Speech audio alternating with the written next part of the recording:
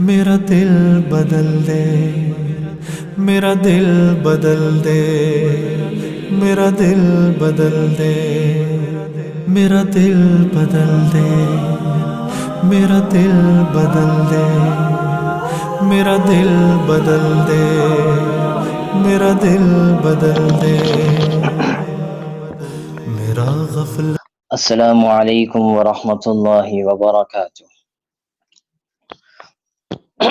ان الحمد للہ نحمده ونسلم علی رسوله الکریم، اما بعد فاعوذ باللہ من الشیطان الرجیم، بسم اللہ الرحمن الرحیم۔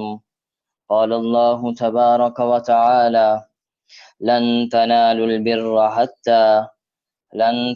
البر حتى تنفقوا مما تحبون وما تنفقوا من شيء فإن الله به عليم، صدق الله العظيم۔ وقال النبي صلى الله عليه وسلم قال الله تبارك وتعالى أنفق عليك، أو كما قال عليه الصلاة والسلام رب اشرح لي صدري ويسر لي أمري واحلل عقدة من لساني يفقهوا قولي۔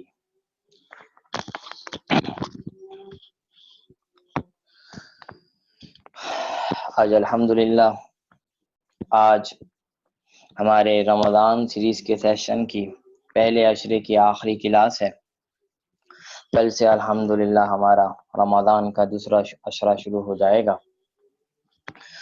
تو اب تک جو دن گزر گئے ہیں، اب تک جو باتیں ہو گئی ہیں، اب اس کے اوپر اپنے آپ پر توجہ دینے کی ضرورت ہے کہ اب تک جو میں نے سیکھ لیا، اب تک جو مجھے میرے علم میں اضافہ ہو گیا، وہ میرے عمل میں کتنا آیا ہے، وہ میرے عمل میں کتنا آیا ہے، یہ ضروری ہے۔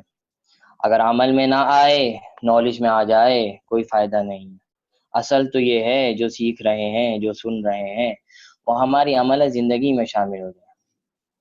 یہ میں نہیں کہتا کہ 100% شامل ہو جائے، کم از کم 10% تو ہو جو ہم نے سیکھا، کم از کم 10 اور 20% تو ہماری زندگی میں وہ ساری چیز آ جائے۔ انشاءاللہ اس پہ ہی اللہ تعالیٰ ہمیں جب 10 اور 20 پہ کوشش کریں گے تو انشاءاللہ اللہ 100 تک بھی پہنچائے گا۔ تو اس چیز پہ توجہ دینے کی ضرورت ہے۔ اور رحمت کا عشرہ تقریباً آج آخری روزہ ہے، اس کے اوپر بھی توجہ دینے کی ضرورت ہے کہ میں نے پچھلے دنوں میں کیا کوتاہی کر لی، کیا غلط اعمال کر لیے ہیں، اب اس کے بعد توبہ کیجیے۔ ایسا نہ ہو کہ بغیر توبہ کے یہ رحمت کا عشرہ ہم سے چلے جائے۔ تو رحمت کا عشرہ رحمت لے کر واپسی کریں۔ رحمت کا عشرہ ایسے گزر جائے کہ ہم پر رحمت آ جائے پھر گزرے، ایسی ہماری حالت، ایسی ہماری پوزیشن اور ایسی ہماری سچویشن ہونی چاہیے۔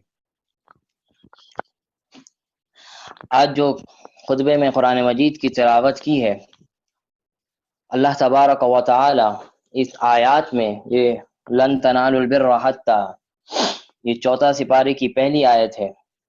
اللہ تبارک و تعالی فرماتے ہیں کہ تم میں سے ہر کوئی شخص چاہتا ہے کہ کیا بن جائے، لن تنالوا البر حتی، تم میں سے ہر کوئی چیز یہ چاہتا ہے، ہر کوئی یہ چاہتا ہے کہ نیک بن جائے، اللہ والا بن جائے، ایسا بن جائے کہ اللہ تبارک و تعالی آپ سے محبت کرنے لگ جائے۔ اور الحمدللہ ہم سب کی یہ خواہش ہوتی ہے کہ ہم ایسے بن جائیں جس سے اللہ تبارک و تعالی محبت کرنے لگ جائے۔ تو اللہ تبارک و تعالی نے دو چیزیں بتائی ہیں جس کی وجہ سے اگر یہ کام کر لو گے، جس کی وجہ سے تمہیں اللہ تعالیٰ کی محبت مل جائے گی اور تم نیک بن جاؤ گے۔ آج اس کی پہلی چیز پہ بات کریں گے، دوسری چیز بعد میں کسی کلاس میں بات کریں گے۔ پہلی چیز یہ ہے کہ لن تنالوا البر حتی تنفقوا مما تحبون، جب تک اپنی پسندیدہ چیزوں کو اللہ کی راہ میں قربان نہیں کرو گے تب تک اللہ تم سے محبت نہیں کرے گا۔ جب تک اپنی پسندیدہ چیز کو اللہ کی راہ میں قربان نہیں کرو گے، اللہ تبارک و تعالی تم سے محبت نہیں کرے گا، اور نیکی کے بلندی پہ نہیں پہنچ سکتے۔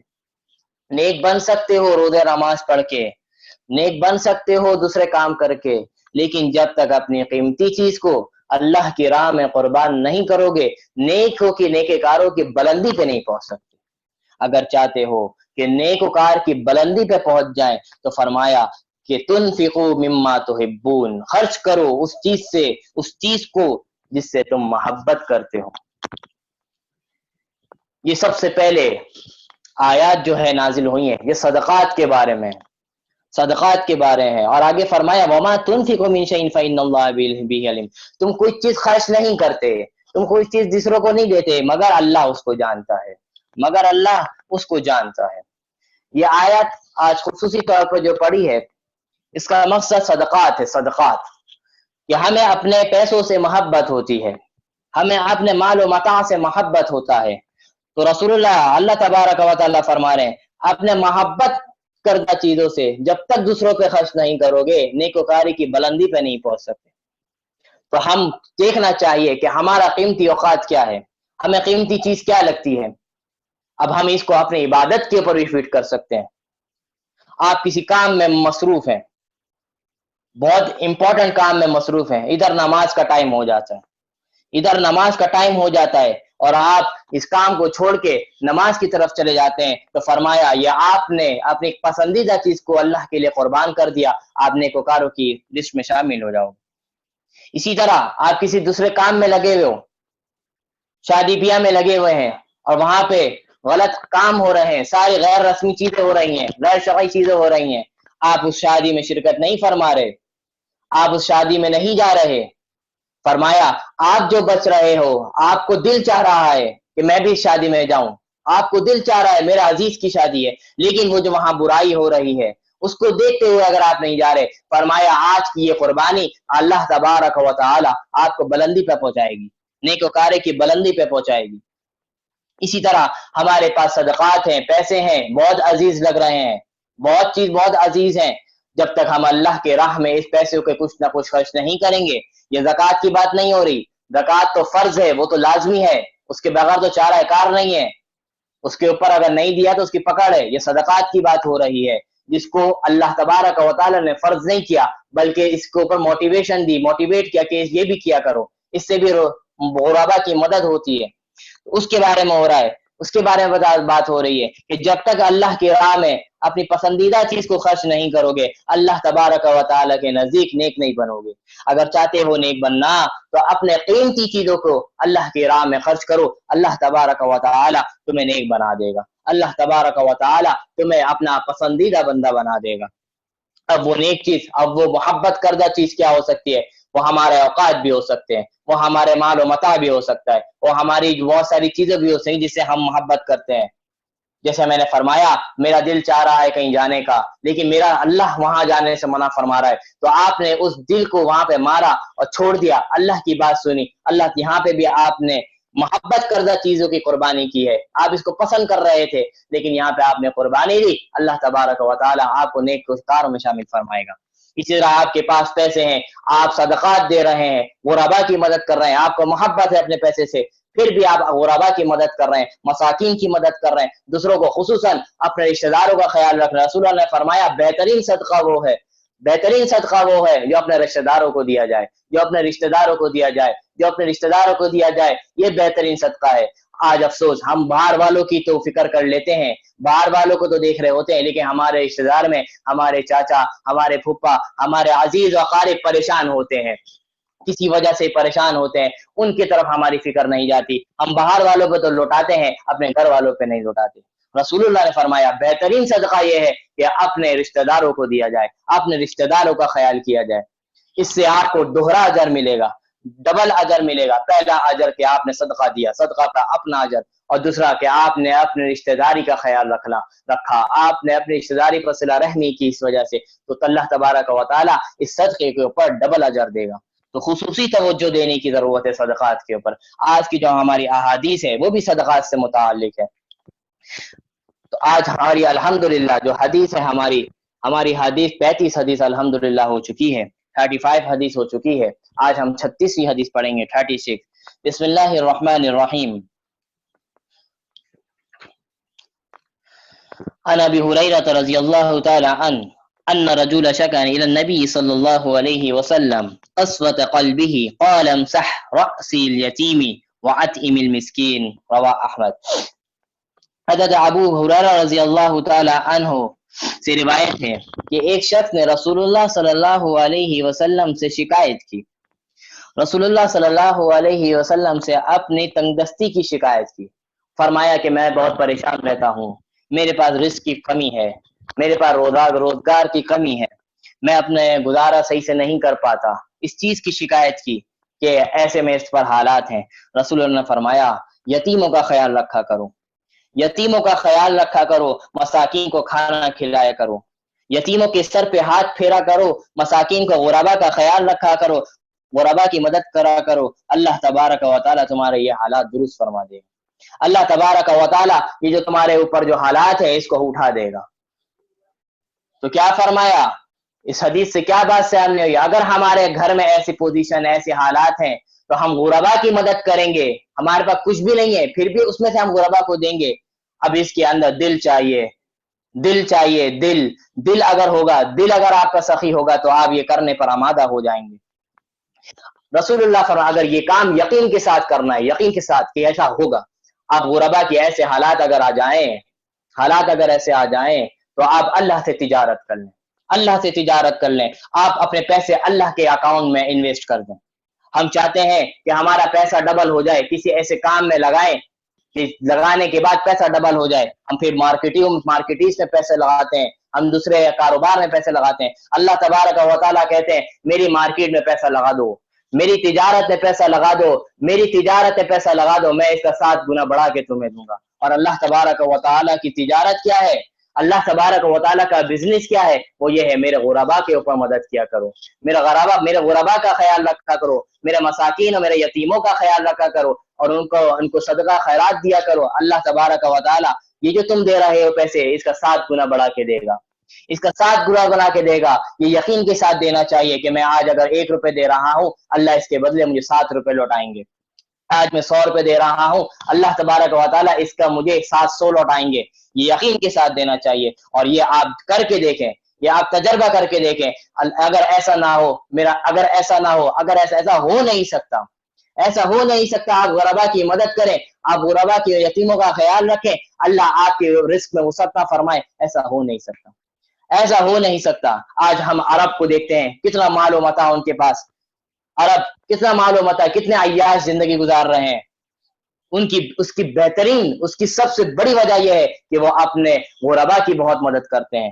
عرب وسیع القلب ہوتے ہیں، سخی القلب ہوتے ہیں، وہ دوسروں پہ خرچ کرتے ہیں۔ اللہ تعالیٰ نے ان کے گھروں میں کبھی بھی رزق کی تنگی نہیں فرمائی، کبھی بھی رزق کی تنگی نہیں فرمائی۔ یہ میرے رب کا قانون ہے، یہ میرے رب کا قانون ہے۔ میرے رب کے بزنس میں پیسے لگا دو، میرے رب کے تجارت میں پیسے لگا دو، اللہ تبارک و تعالیٰ اس کو بڑھا چڑھا کے دے گا، اللہ تبارک و تعالیٰ اس کو بڑھا چڑھا کے دے گا۔ تو فرمایا آج کی جو حدیث تھی کہ ایک شخص نے اپنی غربت کا سوال کیا، اپنی پریشانی کا سوال کیا، تو یہاں پہ اگر ہم کسی سے سوال کریں کہ بھائی، کسی دوسرے سے سوال کریں کہ میرے حالات ٹھیک نہیں ہے، میں کیا کروں، وہ آپ کو کیا مشورہ دے گا؟ وہ آپ کو یہ مشورہ دے گا آپ اپنے رشتہ دار کے پاس چلے جائیں، اس کے پاس بہت پیسے ہیں، وہ آپ کی مدد فرما دے گا۔ کیا مشورہ دے گا؟ اگر آپ کے پاس پیسے، اس کام میں لگا دیں، اللہ تعالیٰ اس سے مدد فرمائیں گے۔ آپ چھوٹا موٹا کاروبار کر لیں، یہ چیز بھی کرنی ہے، اپنے پاؤں پہ کھڑا ہونا بھی ضروری ہے۔ اپنے پاؤں پہ یہ نہیں کہ آپ پیسے کم ہو دوسروں سے مانگنا شروع کر دیا، یہ کوئی انسان شریف انسانوں کی عادت نہیں ہے۔ مانگنا تو، اور اللہ تبارک و تعالیٰ انتہائی مجبوری میں کہا کہ بہت ہی مجبوری ہے، کوئی ذریعہ نہیں ہے، تو پھر ہم مخلوق سے سوال کر سکتے ہیں، ورنہ مخلوق سے سوال کرنے کی اجازت نہیں ہے، مخلوق سے سوال کرنے کی اجازت نہیں ہے۔ اپنے آپ کو خود اس قابل بنائے، خوددار بنے کہ کسی کے سامنے اپنا ہاتھ نہ پھیلائیں۔ اور سب سے پہلے لیکن رسول اللہ فرما رہے ہیں اگر ایسے حالات آ گئے، غریبوں کی مدد کرنا شروع کر دو، غریبوں کا خیال رکھنا شروع کر دو، اللہ تمہارا خیال رکھے گا، اللہ تمہارا خیال رکھے گا۔ آج کی دوسری حدیث عن ابی ہریرہ رضی اللہ تعالی عنہ قال رسول اللہ صلی اللہ علیہ وسلم قال اللہ تعالی انفق علیک۔ حضرت ابو ہریرہ رضی اللہ تعالی عنہ سے روایت ہے، رسول اللہ صلی اللہ علیہ وسلم نے ارشاد فرمایا کہ اللہ تبارک و تعالی فرماتے ہیں، یہ حدیث قدسی ہے۔ حدیث قدسی اس کو کہتے ہیں جس کے بارے میں رسول اللہ صلی اللہ علیہ وسلم اللہ کا حکم بتائیں، بات رسول اللہ کی ہو لیکن اس میں بتائیں کہ اللہ تعالیٰ ایسا فرماتا ہے، اللہ سے اس کی بات کر تعلق اللہ سے جوڑیں، اس حدیث کو حدیث قدسی کہتے ہیں۔ تو یہاں پہ رسول اللہ صلی اللہ علیہ وسلم فرما رہے ہیں کہ اللہ تعالیٰ فرماتا ہے انفق علیک، کہ تم دوسروں پہ خرچ کرتے رہو، اللہ تم پر خرچ کرتا رہے گا، تم میرے بندوں پہ خرچ کرتے رہو، اللہ تم پر خرچ کرتا رہے گا، اللہ تمہاری مدد فرماتا رہے گا۔ اس حدیث سے بھی یہ ثابت ہوا کہ دوسروں کو خرچ کرنا اپنے اوپر اللہ تعالیٰ کی شفقت اور رحمت نازل فرمانا ہے۔ آج کی تیسری حدیث عن ابی ہریرہ رضی اللہ تعالی عنہ قال قال رسول اللہ صلی اللہ علیہ وسلم لا تجمع الشح والایمان فی قلب عبد عبدا۔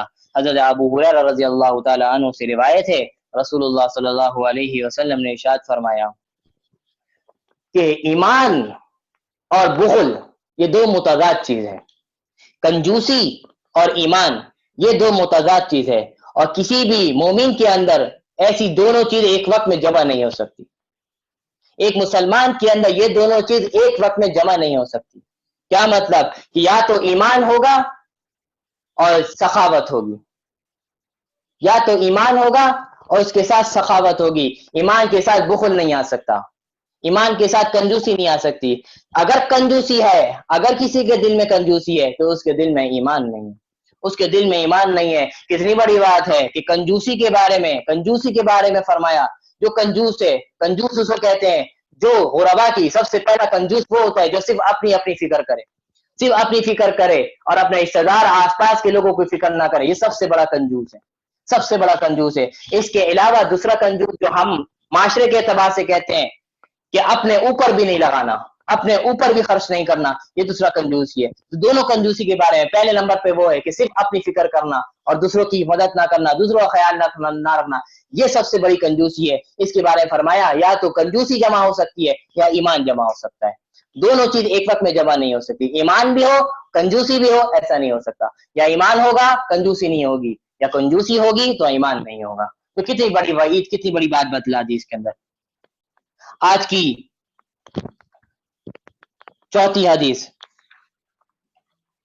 بسم اللہ الرحمن الرحیم، عن ابی بکر صدیق عن النبی صلی اللہ علیہ وسلم قال يدخل الجنة خب ولا بخیل ولا منان، رواه الترمذی۔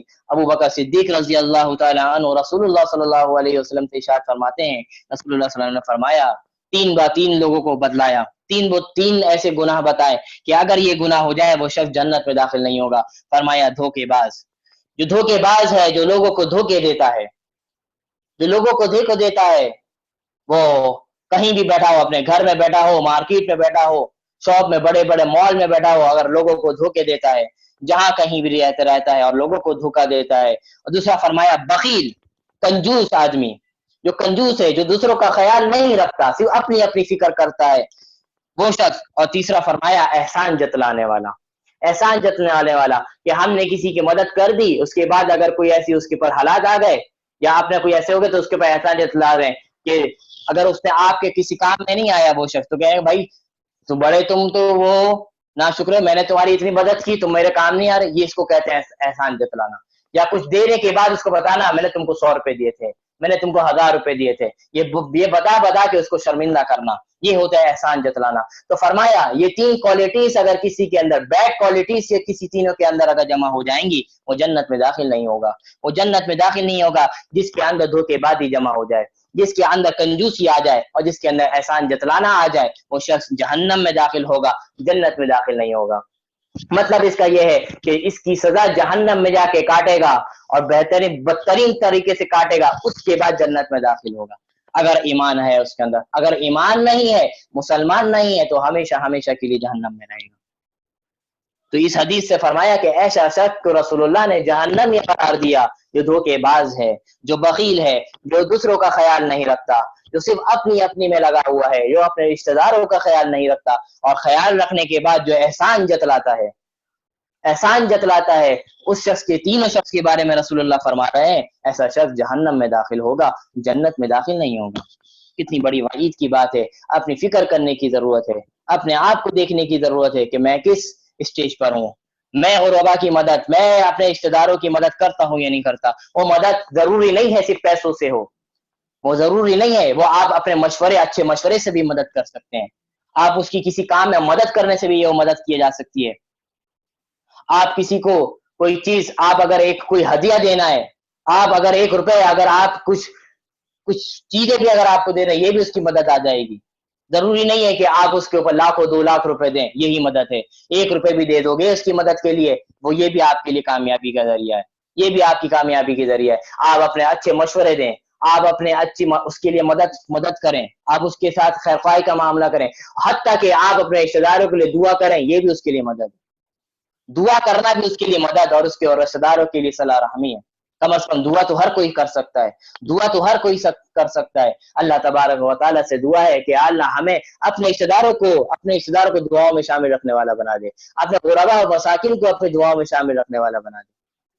تو یہ جو آج احادیث اور کچھ آیت کے اوپر بات ہوئی, آج جو ہمارا جو فقہی مسئلہ جو الحمدللہ کل کفارے سے متعلق تھا, وہ میں نے آپ تمام خواتین کو بتلا دیا تھا. آج وہ صورتیں بیان کی جائیں گی جن کی وجہ سے روزہ رکھ کر توڑ دینا جائز ہے. یعنی کسی شخص نے روزہ رکھا اور روزہ رکھنے کے بعد وہ ایسے حالات آ گئے جس کی وجہ سے شریعت کہتی ہے کہ اب روزہ توڑ دے, اب اس روزے توڑنے کے اوپر کفارہ نہیں ہوگا. جو روزہ جان بوجھ کے توڑے, یہ جو صورتیں آ رہی, یہ صورتیں کے بغیر کسی وجہ سے توڑے, تو اس صورت میں کفارہ آئے گا, اور اس کے اوپر ڈیٹیل سے کل بات ہو گئی. اب وہ چیزیں بتائی جائیں گی, اگر جان بوجھ کے اگر یہ چیز اگر پیدا ہو جائے تو اس صورت میں روزے توڑنے کی شریعت نے اجازت دی ہے, اس کے اوپر کفارہ نہیں آئے گا, صرف قضا ہوگی جو رمضان کے بعد آپ رکھیں. فرمایا پہلا مسئلہ, روزہ رکھا, روزہ رکھنے کے بعد ایسی بیماری لاحق ہو گئی, آپ کے اوپر ایسی بیماری لاحق ہو گئی جس کی وجہ سے آپ اپنی حالت کو سنبھال نہیں پا رہے, سخت ترین بخار ہو گیا, سخت ترین پیٹ میں درد ہو گیا, سخت ترین, برداشت سے قابل نہیں ہے. ڈاکٹر کہہ رہے ہیں اگر آپ دوا نہیں لیں گے تو آپ کی بیماری بڑھ جائے گی, آپ کی بیماری بڑھ جائے گی. تو اس صورت کے اندر روزے توڑنے کی اجازت ہے. روزہ توڑ کے دوائی کھائی جا سکتی ہے, لیکن اگر ڈاکٹر کہے کہ ٹھیک ہے, اگر آپ رات تک, مغرب تک اگر آپ آرام سے رہ سکتے ہیں, مغرب کے بعد بھی اگر دوا لے لیں گے تو کوئی ایسا مسئلے کی بات نہیں ہوگی, تو اس صورت میں روزے توڑنے کی اجازت نہیں ہے, اب آپ اس کو برداشت کریں. لیکن اگر ایسی حالات پیدا ہو گئے کہ کوئی چارہ کار نہیں ہے, کوئی ایسا مسئلہ برداشت سے باہر ہو گیا ہے, تو اس صورت میں شریعت نے اجازت دی ہے کہ آپ روزہ توڑ سکتے ہیں, آج کا دوسرا مسئلہ کہ روزے کی حالت میں اتنی سخت ترین پیاس لگی, اتنی سخت ترین کہ اگر آپ پانی نہیں پیئیں گے تو آپ کی جان کو خطرہ آ سکتا ہے, اتنے سخت حالات آ گئے آپ کے اوپر, تو اس صورت میں بھی روزے توڑنے کی اجازت ہے, کفارہ نہیں آئے گا, صرف قضا کرنی پڑے گی. اسی سے متعلق آج تیسرا مسئلہ, حاملہ خاتون ہے, پریگننٹ خاتون ہے, اس نے روزہ رکھا, اس کے بارے میں ڈیٹیل میں نے غالباً چوتھی کلاس میں بتا دیا تھا کہ کب رکھنا جائز ہے, کب نہیں رکھیں گے, اس کے بارے میں ڈیٹیل بات ہو چکی ہے تفصیلاً. بس میں یہ ہے آج کے مسئلے میں کہ ایک حاملہ خاتون تھی, اس نے روزہ رکھ لیا, لیکن روزہ رکھنے کے بعد ایسے حالات پیدا ہو گئے جس کی وجہ سے ڈاکٹر کہہ رہے ہیں کہ آپ کو روزہ توڑ دیں. اور ڈاکٹر کے بارے میں بتا دیا کہ ڈاکٹر بھی کیسا ہونا چاہیے, وہ میں نے آپ کو پہلے کلاس میں بتا دیا ہے. یا آپ خود ایسا سمجھ رہے ہیں کہ اگر میں نے روزہ نہیں توڑا تو میرے بچے کی جان کو خطرہ ہو سکتا ہے یا میری صحت کو خطرہ ہو سکتا ہے, تو اس صورت میں بھی روزے توڑنے کی اجازت دی ہے, اس صورت میں بھی روزہ توڑا جا سکتا ہے, کفارہ نہیں آئے گا, صرف اور صرف قضا رکھنی پڑے گی. آج کا اس کے متعلق اور مسئلہ کہ خواتین کھانا پکا رہی تھی, کھانا پکاتے وقت اس آگ کے قریب تھی, اور بہت زیادہ خواتین کی بہت زیادہ حالت خراب ہو گئی, اس کی وجہ سے بہت زیادہ تھک گئی, حالت خراب کہ بالکل اب حالت غیر ہوتی جا نظر آ رہی ہے, اب حالت سنبھلتی ہوئی نظر نہیں آ رہی. تو اس صورت کے اندر بھی روزے توڑنے کی اجازت ہے, روزہ توڑ دیا جائے, مگر اس کے اوپر گناہ بھی نہیں ہوگا اور صرف کفارہ بھی نہیں آئے گا, صرف قضا ہوگی. لیکن اگر خواتین نے جان بوجھ کے کوئی ایسا کام کیا جس کی وجہ سے تھک گئی, اس کو پتا تھا کہ میں یہ کام کروں گی تو میں تھک جاؤں گی, اس کو پتا تھا کہ میں ابھی واشنگ مشین لگاؤں گی روزے میں, یا میں کپڑے دھونے جاؤں گی تو میں تھک جاؤں گی, اور اس نے یہ جان بوجھ کے بھی کر لیا, تو اس صورت میں بھی اگر روزہ ایسی حالت ہو گئی ہے تو اس صورت میں بھی روزہ تو توڑا جا سکتا ہے, کفارہ نہیں آئے گا, لیکن گناہگار ہوگی کہ تم نے ایسا کام کا انتخاب ہی کیوں کیا کہ روزے میں اندر آپ روزے کے بعد مارکیٹ جانا ہے, روزے میں کیوں گئی ہو, آپ افطار کے بعد چلی جاتی، اب بعد میں چلی جاتی، آپ دوسرے کام میں ایسے میں لگ گئی ہیں جو آپ کو پتا ہے کہ میں کروں گی تو مجھ سے روزہ خراب ہو سکتا ہے. تو اگر ایسے کرنے کے باوجود اگر آپ کی حالت خراب ہو گئی ہے تو شریعت نے روزہ توڑنے کی تو اجازت دی ہے، کفارہ نہیں آئے گا لیکن گناہگار ضرور ہوگی. لیکن اگر ایسا نہیں ہے، آپ سمجھ رہی تھی کہ میرے لیے یہ کام آسان ہے، آپ اس کام میں لگ گئیں لیکن پھر وہ مشکل ہو گیا، آپ کے گمان میں تو تھا کہ آسان ہے لیکن مشکل ہو گیا اور آپ کی حالت خراب ہو گئی، تو اس صورت میں روزہ توڑنے کی بھی اجازت ہے اور آپ کے اوپر اس کا گناہ بھی نہیں ملے گا، آپ کو اس پر گناہ بھی نہیں ملے گا. تو آج سے روزے سے وہ مسائل آپ کو آج میں نے بتا دیے جس کا تعلق ان چیزوں سے تھا جس کی وجہ سے روزہ توڑنے کی اجازت ہے، اور اس صورت میں آپ کے اوپر کفارہ نہیں آئے گا، صرف قضا کرنی پڑے گی. آج کا جو ہمارا تیسرا ٹاپک تھا ارکان نماز. ارکان رکن کی جمع ہے. رکن اسے کہتے ہیں جو نماز کے اندر کی جانے والی چیزیں ہیں، جیسے تکبیر تحریمہ ہو گیا، رکوع و سجود ہو گیا، التحیات ہو گیا، سلام پھیرنا ہو گیا، یہ ساری چیزیں ارکان نماز کہلاتی ہیں. تو قیام ہو گیا نماز کی حالت میں. تو اگر ہم فجر کی نماز پڑھ رہے ہیں، 2 رکعت فرض پڑھ رہے ہیں، آپ نے 2 رکعت فرض کی نیت کر لی، دل میں ہی نیت کر لی یا دل سے اتنا بول دیا کہ میں فجر کی 2 رکعت پڑھ رہی ہوں فرض، اتنا کافی ہے. تو عورت کے لیے خاص حکم یہ ہے کہ جب نماز پہ کھڑی ہوں گی تو اپنے پاؤں کو دونوں کو ملا کے کھڑی ہوں گی. مردوں کے دونوں پاؤں کے اندر کم از کم 4 سے لے کر 8 انگلیوں تک فاصلہ کرا جا سکتا ہے. عورت کے لیے حکم ہے کہ دونوں پاؤں ملا کے کھڑے ہوں. اگر کوئی مجبوری ہے، اگر کوئی مسئلہ ہے، دونوں پاؤں نہیں مل رہے، ویٹ آپ کا زیادہ ہے یا کوئی ایسے مسائل ہیں جو دونوں پاؤں ملا کے کھڑا ہونا مشکل ہے، تو اس صورت میں تو شریعت نے گنجائش دی ہے کہ آپ جتنا کھول سکتی ہیں کھولا جا سکتا ہے. لیکن آپ صحت مند خاتون ہے، کوئی ایسے مسئلے کی بات نہیں ہے، تو اس صورت میں آپ کو نماز کی حالت میں کھڑے ہونے کی حالت میں دونوں کو پاؤں کو ملا کے کھڑے ہوں گے، اور دونوں پاؤں کا قبلہ رخ ہونا چاہیے. انگلیاں اور پورا پاؤں قبلے کی طرف ہونا چاہیے. ایسا نہ ہو کہ ایک پاؤں لاہور جا رہا ہو اور ایک پاؤں اسلام آباد جا رہا ہو، ایسا نہیں ہونا چاہیے. دونوں کا رخ قبلے کی طرف ہونا چاہیے، دونوں پاؤں کا رخ قبلے کی طرف ہونا چاہیے اور ملا کے کھڑے ہوں گے. اور اس کے بارے میں لباس کے بارے میں فرمایا تھا کہ عورت کا نماز میں صرف 3 چیزیں کھولنے کی اجازت ہے. وہ چہرہ ہو گیا، کلائیوں تک ہاتھ ہو گیا اور ٹخنوں سے نیچے پاؤں ہو گیا. یہ 3 چیزیں نماز میں عورت کھول سکتی ہے، اس کے علاوہ کھولنے کی اجازت نہیں ہے. اگر کھل گیا اور اتنی دیر تک کھلا رہ گیا اس کے علاوہ چیز جس میں 3 دفعہ ہم سبحان ربی العظیم یا سبحان ربی اعلیٰ کہہ سکتے ہیں، اتنی دیر تک کھلا رہ گیا تو اس صورت میں آپ کی نماز ٹوٹ جائے گی. دوبارہ سے نماز کی نیت کرنی پڑے گی، دوبارہ سے نماز پڑھنی پڑے گی. تو لباس کے بارے میں بتایا تھا کہ ایسا چادر کا انتخاب کریں جس سے آپ کا جسم ڈھکا ہوا ہو. ایسے آپ کے بال پورے نظر نہیں آنے چاہیے، بھلے کوئی دیکھے یا نہ دیکھے، کسی صورت نظر نہیں آنے چاہیے. 3 چیزیں بتا دیں، اس کے کھولنے کی اجازت ہے. اور اگر آپ ایسے مجمع میں پڑھ رہی ہیں اور آپ ماشاءاللہ شرعی پردہ کرتی ہیں، پردے والی ہیں، اور اگر وہاں پہ غیر محرم ہے تو آپ ان نماز کے اندر یہ تینوں چیزوں بھی چھپا سکتی ہیں تاکہ غیر محرم آپ کو نہ دیکھیں. اگر آپ پردہ کرتی ہیں اور وہاں پہ غیر محرم وغیرہ ہیں تو اس صورت میں آپ تینوں چیزیں بھی چھپائیں گی، آپ منہ بھی چھپائیں گی، آپ ہاتھ اور پاؤں بھی چھپا سکتی ہیں، کوئی مسئلہ نہیں ہے. لیکن اگر ایسا کوئی مسئلہ نہیں ہے، گھر میں اپنے پڑھ رہی ہیں، تو ان تینوں چیزوں کو کھولنے کی اجازت ہے، کھولا جا سکتا ہے. عورت جو اپنے ہاتھ اٹھائے گی تکبیر تحریمہ کرنے کے لیے، پہلی اللہ اکبر کہنے کے لیے ہاتھ اٹھا کے، تو اپنے سینے تک ہاتھ اٹھائیں گی، اپنے سینے تک ہاتھ اٹھائیں گی اور اپنے ہاتھ کو سینے پہ باندھ لیں گی، اپنے ہاتھوں کو سینے پہ باندھ لیں گی. مرد حضرات اپنا ہاتھ جو ہے وہ کانوں تک اٹھائیں گے اور اس کے بعد ہاتھ جو ہے وہ ناف کے اوپر یا ناف کے نیچے باندھ لیں گے.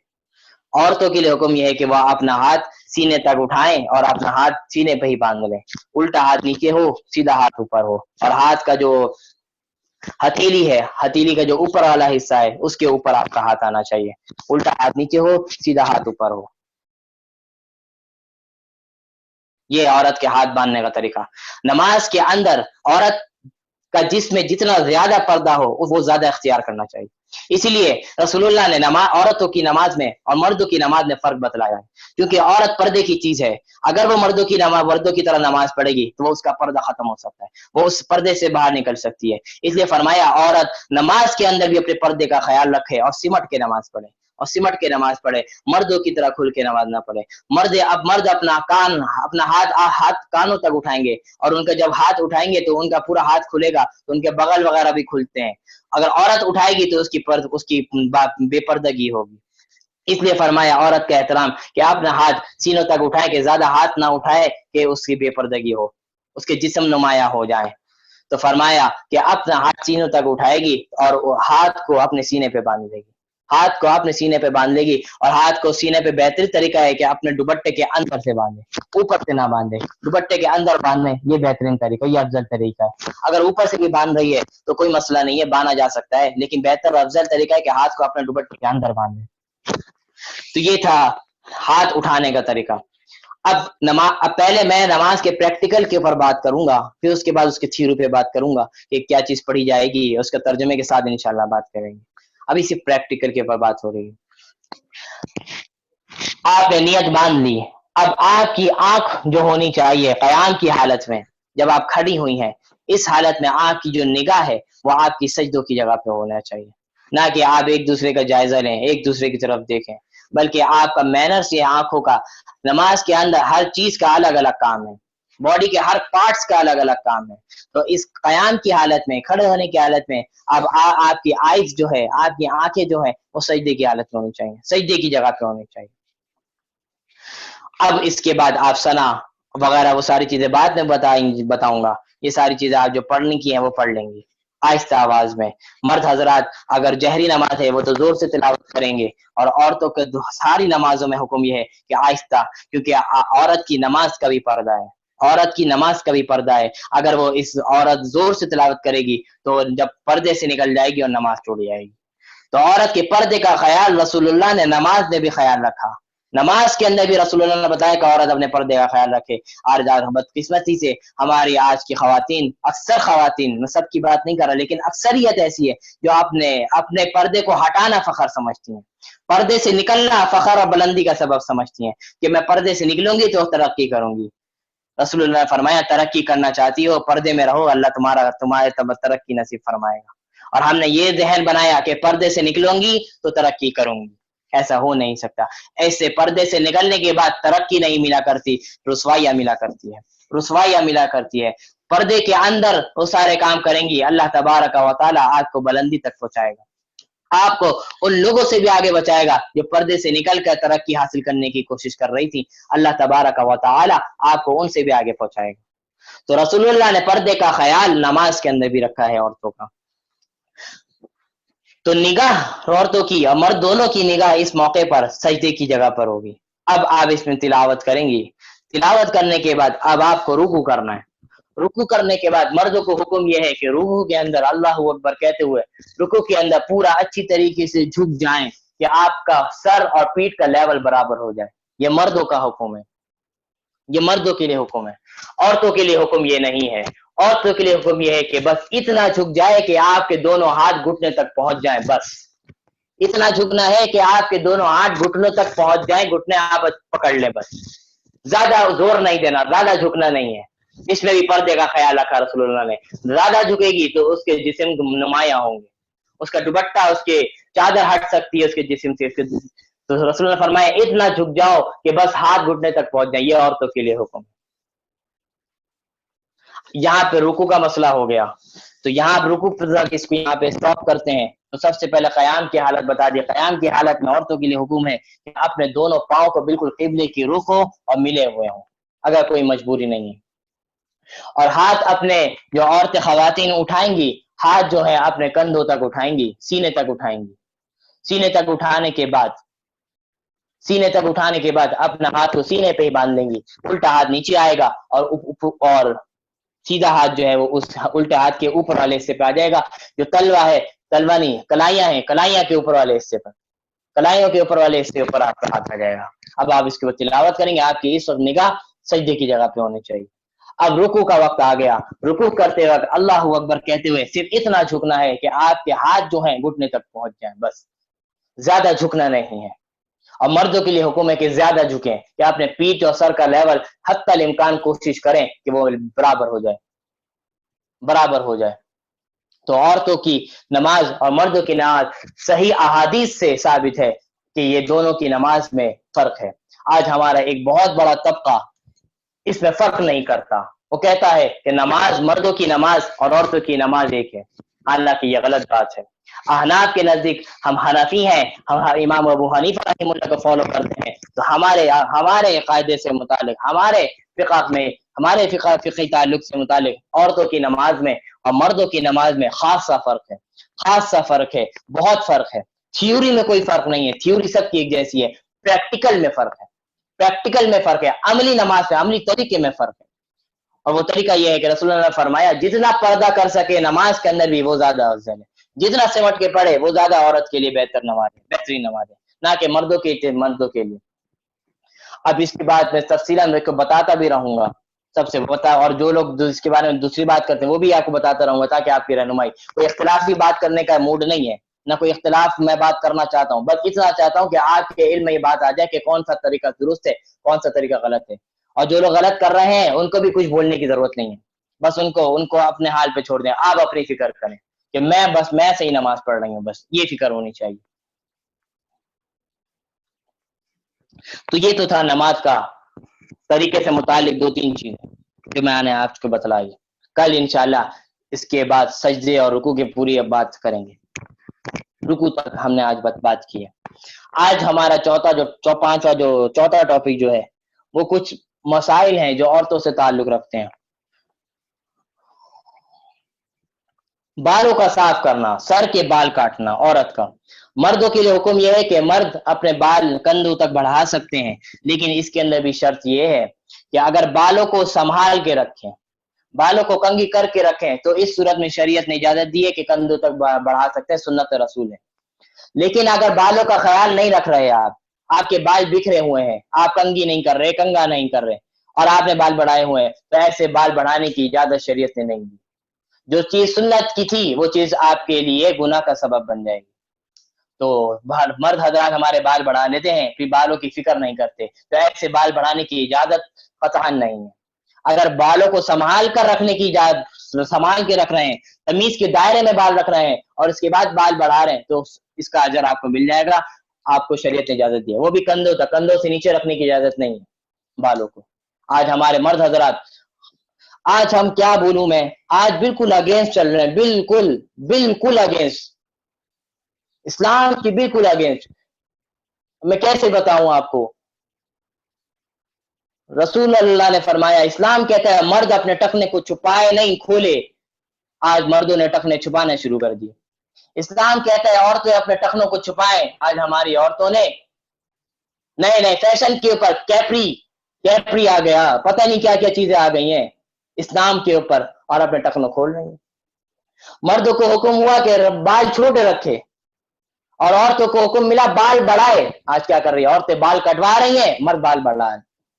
اللہ تعالی ہمیں ہدایت نصیب فرمائے، ہمیں ہدایت نصیب فرمائے۔ ہم فیشن میں اتنے اندھے ہو گئے ہیں کہ ہمیں اسلام کا کچھ پتہ ہی نہیں، اسلام سے آگے نکل گئے۔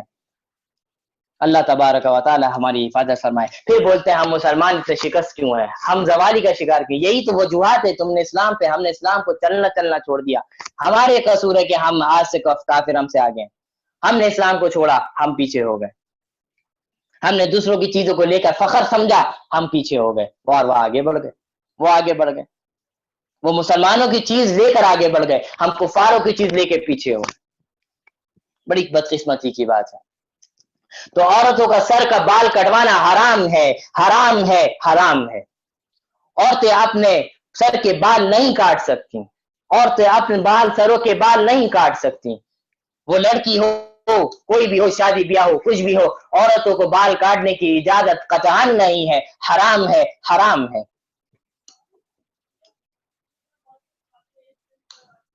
لیکن مسئلہ یہ ہے، اگر فیشن کے طور پہ کوئی بال کٹوائے جا رہا ہے، کوئی لیئر کٹنگ ہو، کوئی ایسے بیبی کٹ ہو جو آج کل مشہور ہے، اس بال کاٹنے کی اجازت شریعت نے نہیں دی.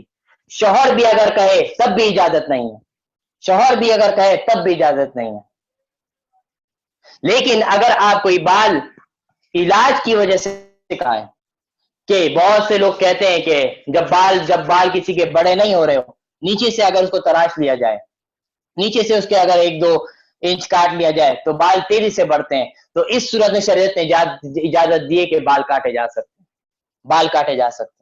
اسی طرح بال بہت بکھرے ہوئے ہیں، عجیب سے ہو گئے ہیں بال، اگر آپ اس کو سیٹ نہیں کریں گے تو بالکل عجیب لگ رہے ہیں، تو اس صورت میں بھی اتنا سیٹ کر لینا کہ بال آپ کے صحیح ہو جائیں، اتنا سیٹ کرنے کی اجازت دی ہے شریعت نے. اس کے علاوہ بطور فیشن شریعت نے اجازت نہیں بال کاٹنے کی. شریعت نے اجازت نہیں دی بال کاٹنے کی عورتوں کو.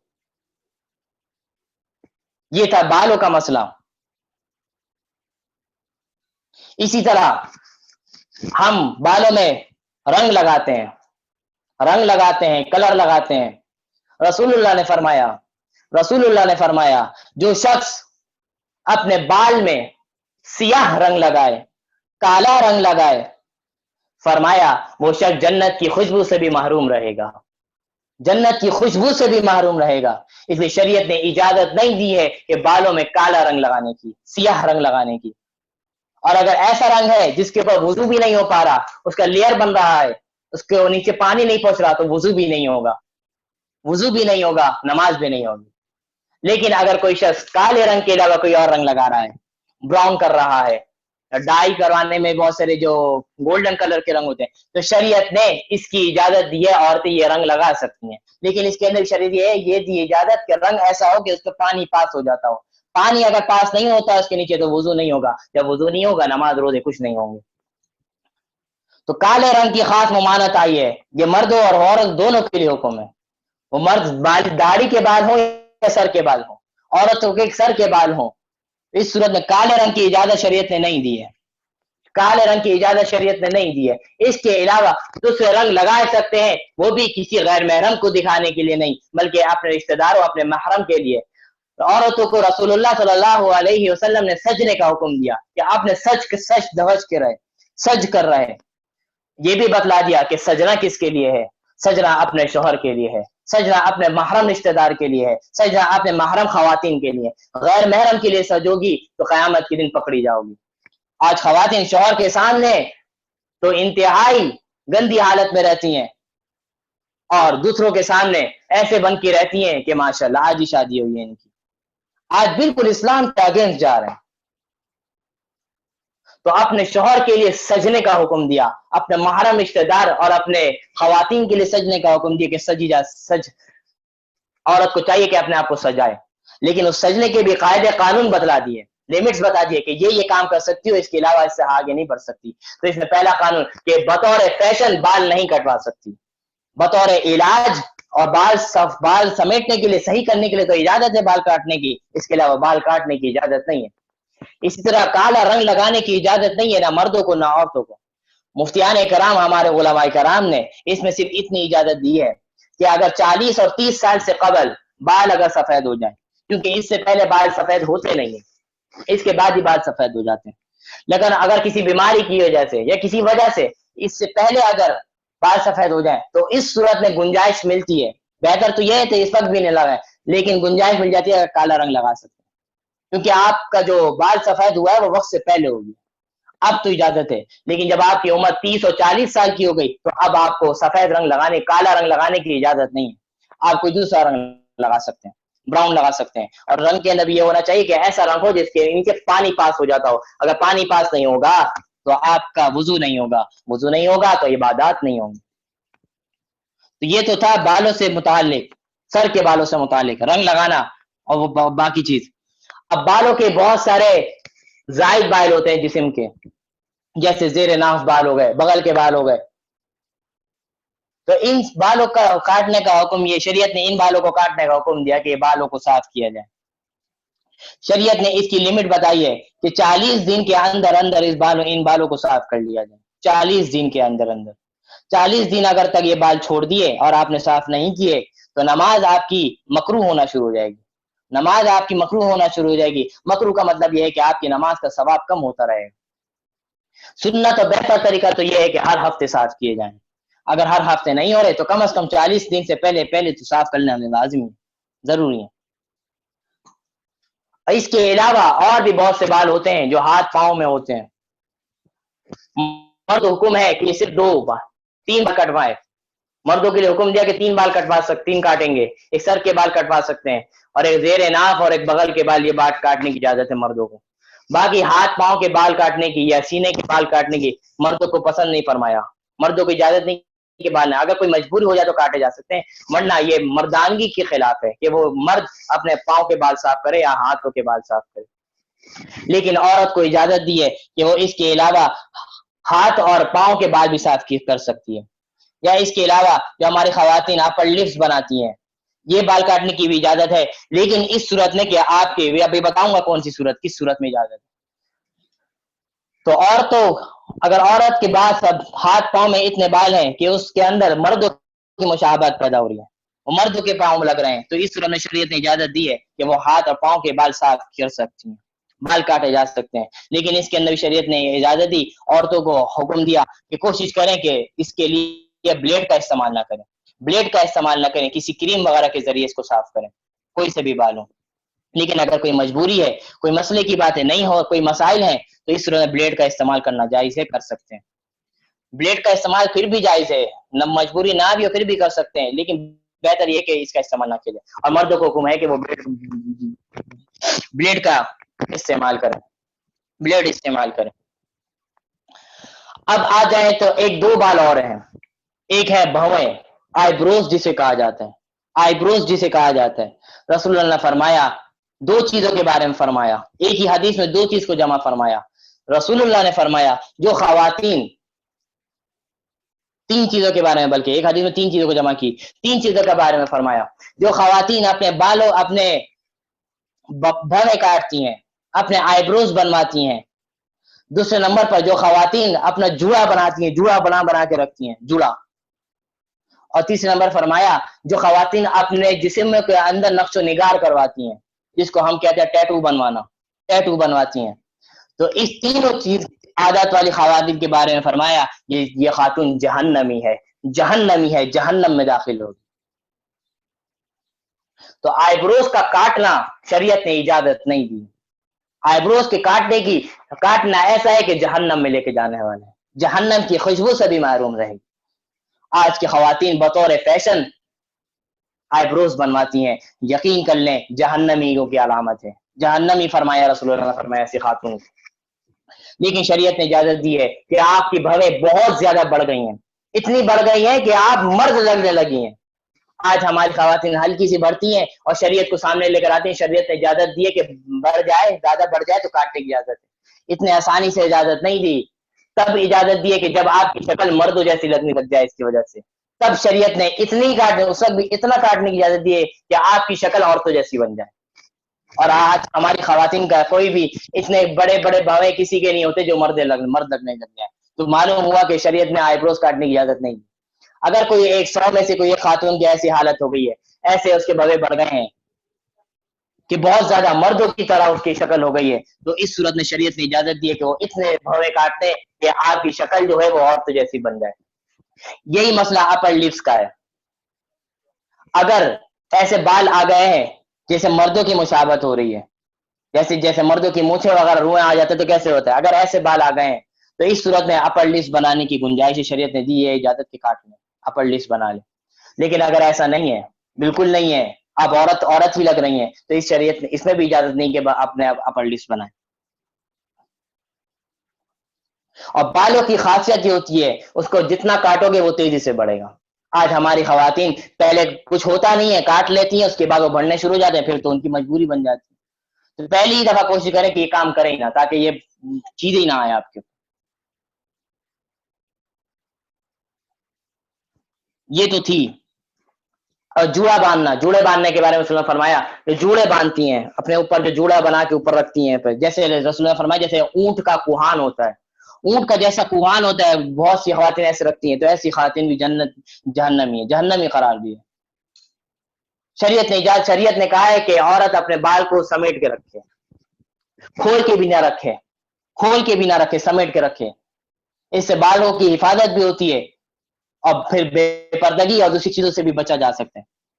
تو ہماری صحابیات اگر دیکھیں، ہماری ازواج مطہرہ رسول اللہ صلی اللہ علیہ وسلم کی ازواج مطہرات کا معمول تھا کہ آپ نے بالوں کو چوٹیاں بنا کے رکھتی تھی، چوٹیاں باندھ کے رکھتی تھی تاکہ تبھی ان کے بال بھی گھنے ہوتے تھے، بال بھی لمبے ہوتے تھے، تیل لگاتی تھیں. آج ہم نے چھوڑ دیا ہے سب، تبھی آپ یہ حالات ہیں.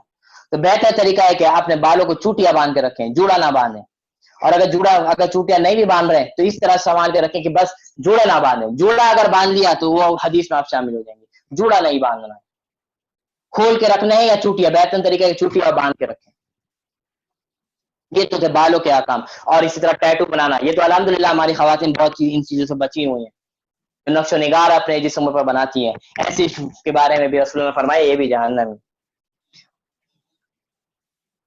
عورت کا ناخن بڑھانا، عورت کو دیکھتے ہیں بہت بطور فیشن ناخن بڑے بڑے کر کے رکھتی ہیں، جیسے ڈریکولا کے ناخن.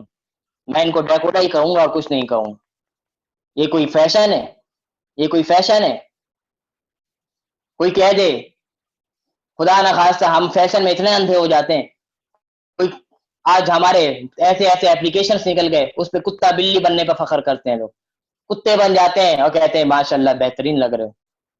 آج ایسا کوئی فیشن آ جائے کہ لوگ کتا بننا شروع کر دیں تو ہم کتے بھی بن جائیں گے، ہم جسے جانور بھی بن جائیں گے.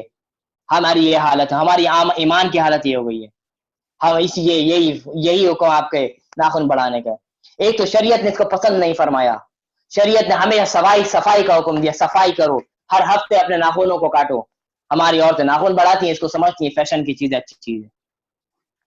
اور یہی ناخن اگر کہیں ٹھوکر لگ کے کٹ جائے، ٹوٹ جائے تو کیا تکلیف ہوتی ہے. پھر ہم وہ تو جب پھر ہم برداشت کرتے بولتے ہیں یہ کیا ہو گیا.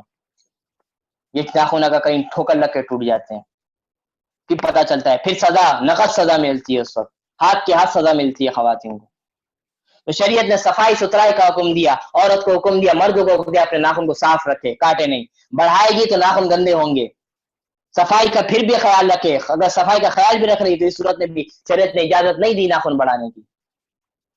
شادی بیاہ کے موقع پر اگر بہت زیادہ ہی فیشن کا غلبہ ہے، بہت زیادہ غلبہ ہے، تو نقلی ناخن جو ہوتے ہیں وہ لگا لیا جائے، وہ بھی صرف محرم وغیرہ کے لیے.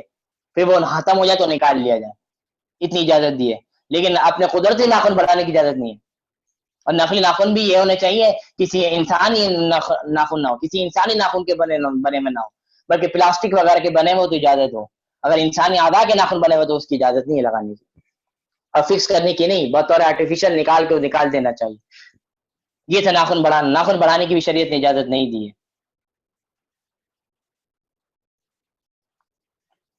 آج کی جو تیسری چیز تھی نیل پالش لگانا.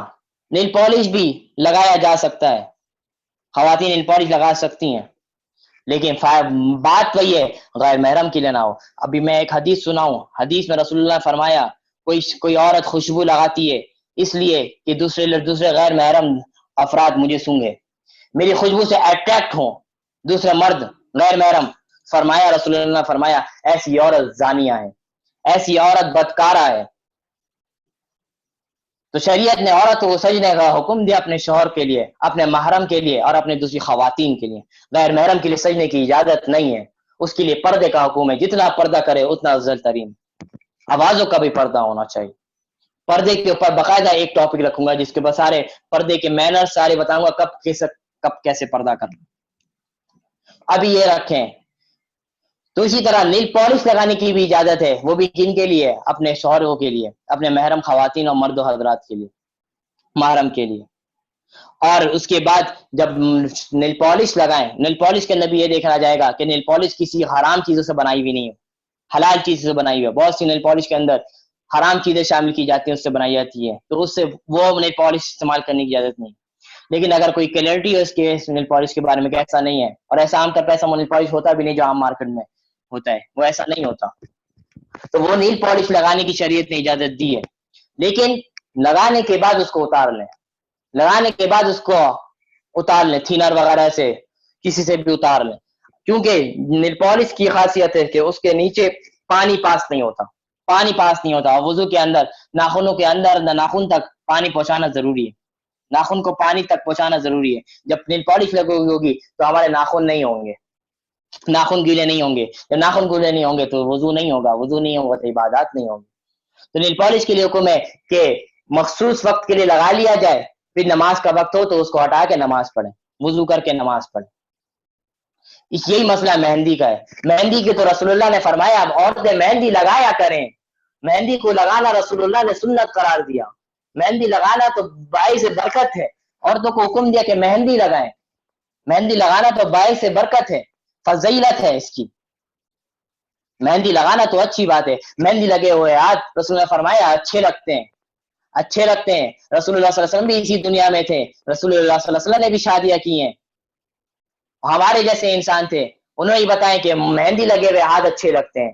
تو عورتوں کو حکم دیا کہ مہندی لگائے، مہندی لگائے. اور مہندی کے اندر بھی خیال یہ ہو کہ ایسی مہندی ہو جس کا لیئر نہ ہو.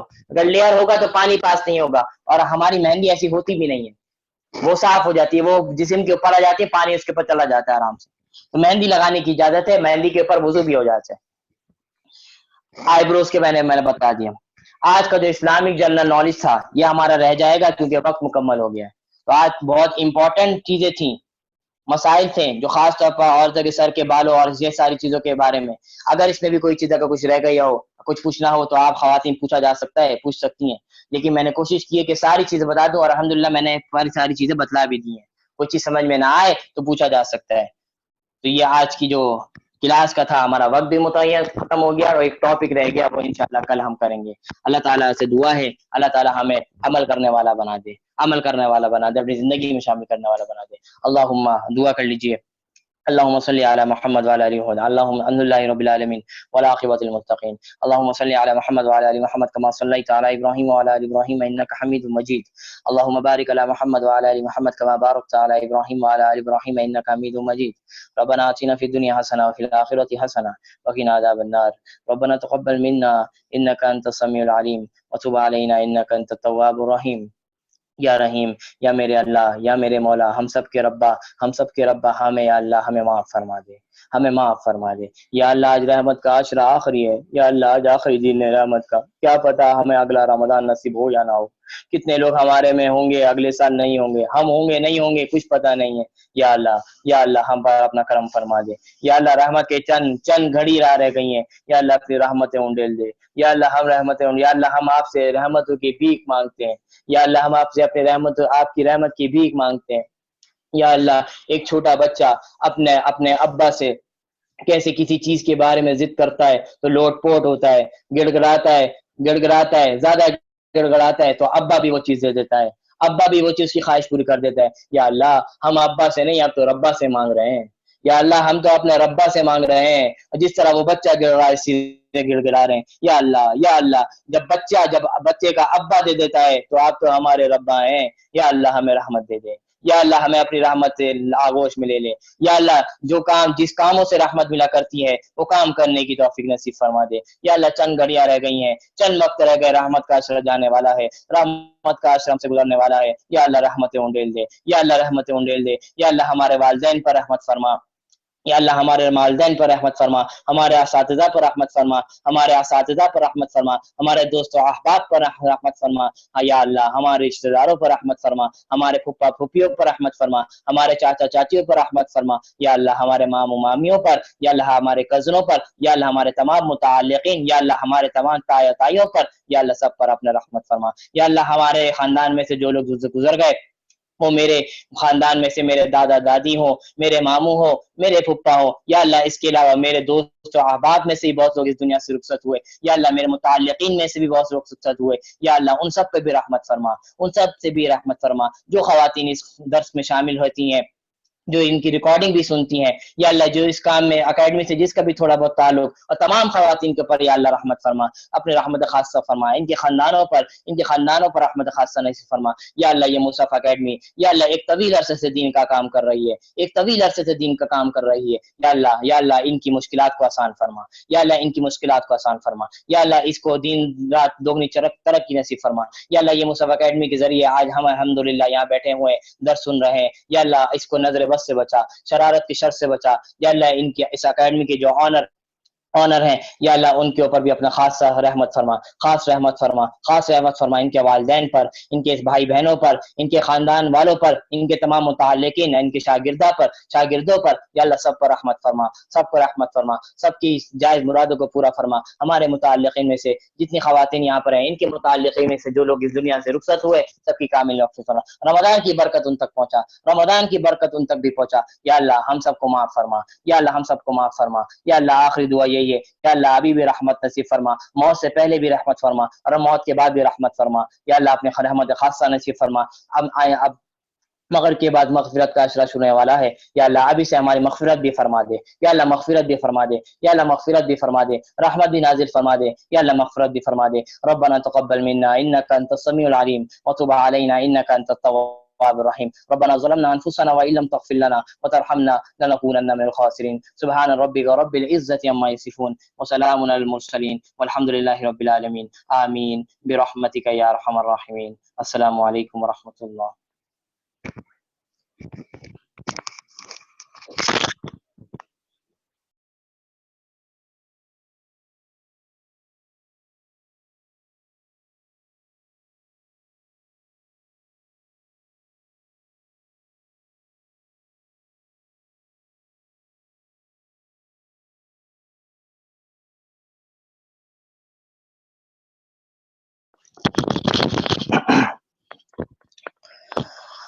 السلام علیکم ورحمۃ اللہ وبرکاتہ۔